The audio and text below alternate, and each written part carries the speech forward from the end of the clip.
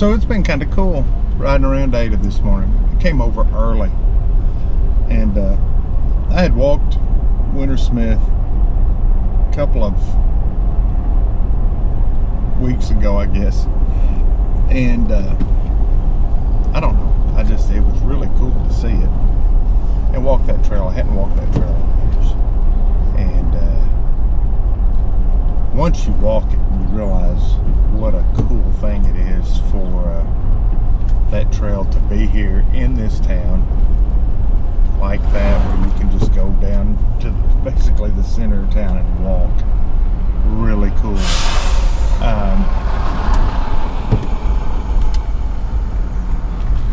Old Arthur's attacking my left shoulder this morning, so if I grab my shoulder, that's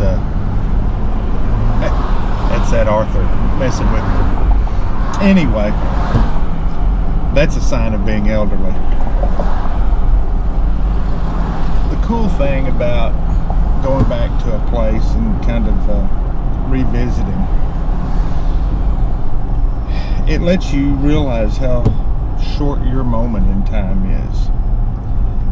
And I mean, that can be depressing, I guess, but it can also be a very humbling reminder that we're really not that much other than what God makes us to be.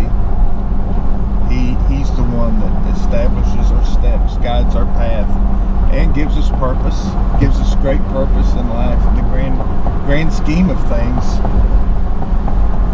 He's what makes us have great value, from creation through glorification for those who are saved and belong to Him.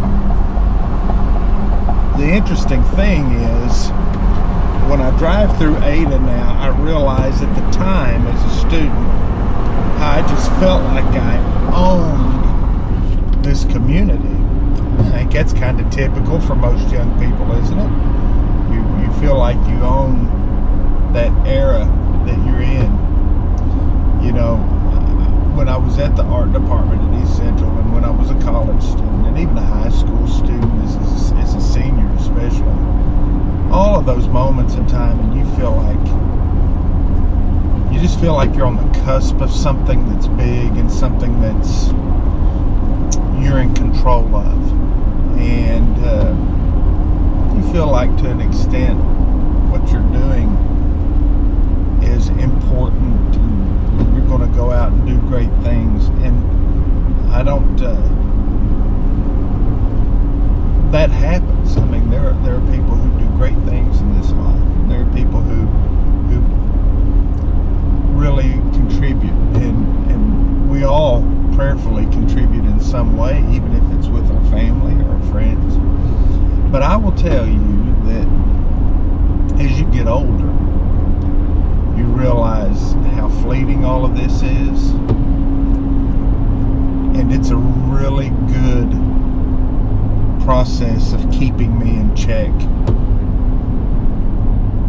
to go back and revisit some of these places. Back in the day when I was here, it's only been about 30 years ago, but I had painted quite a bit around town, some murals and different things, and the amazing thing is, not one of them is here. Not one. That could be a testament to a couple of things. Number one, maybe I wasn't that good of a mural painter, which is probably true.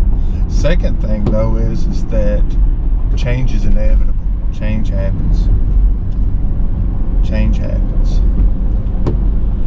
So let me leave you with this for the day. The eye hath not seen, the ear hath not heard. The Lord has prepared for us great things in our future that we can't even begin to imagine, folks. Great things that we can't even begin to imagine. There is coming a day where everything will be finished, completed, as Christ has already completed the work of substitutionary atonement, that we can have eternal life with Him. It's not possible before His work at the cross. But the finality of that will be in the eternal recognition of who he is when we see him face to face. And we won't have to deal with change then. And we won't have to deal with Arthur either. So that'll be good. Everyone have a blessed day.